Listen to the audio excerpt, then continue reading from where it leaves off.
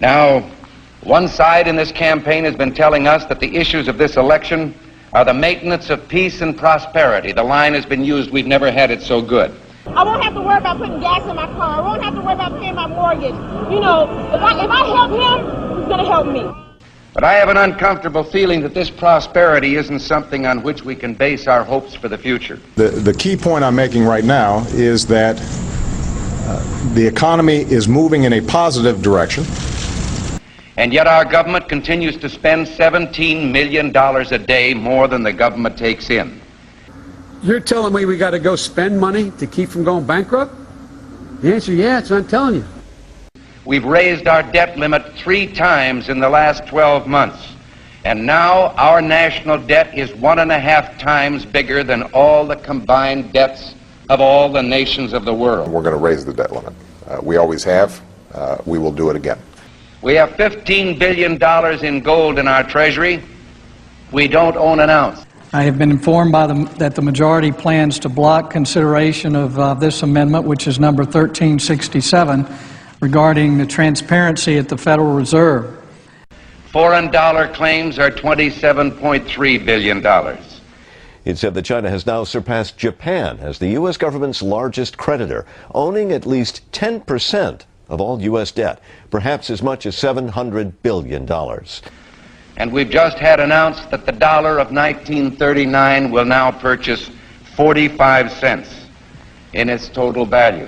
President Obama is expected to face tough questions over the U.S. decision to pump $600 billion freshly printed dollars into its economy. Now, the move is an attempt to revive the country's finances, but will result in the devaluation of the dollar.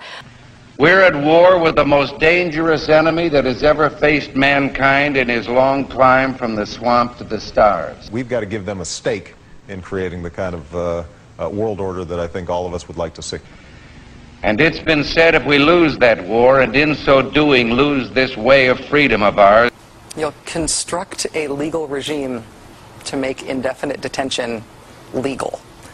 history will record with the greatest astonishment that those who had the most to lose did the least to prevent its happening.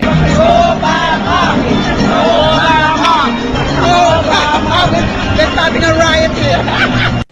But I think it's time we ask ourselves if we still know the freedoms that were intended for us by the Founding Fathers. For some trips, it'll be faster than flying, without the pat down.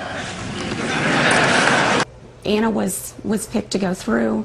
Pretty much everybody except the baby was picked to go through the scanner. If we lose freedom here, there's no place to escape to. This is the last stand on earth. Damn America, that's in the Bible.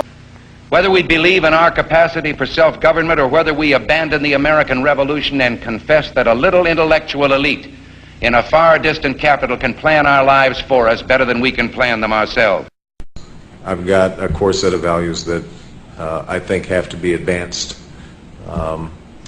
and that my individual salvation depends on our collective salvation. You and I are told increasingly we have to choose between a left or right. Well, I'd like to suggest there is no such thing as a left or right. There's only an up or down. We had an election, and it was about a direction for our country. And regardless of their sincerity, their humanitarian motives, those who would trade our freedom for security have embarked on this downward course. In this vote harvesting time, they use terms like the Great Society, or, as we were told a few days ago by the President, we must accept a greater government activity in the affairs of the people. E pluribus unum, out of many, one. In the end, that's what this election is about. Well, the trouble with our liberal friends is not that they're ignorant. It's just that they know so much that isn't so. Over the course of 10 years, it would cost what it would cost us. All right, okay, we're going to. It would cost us about the same as it would cost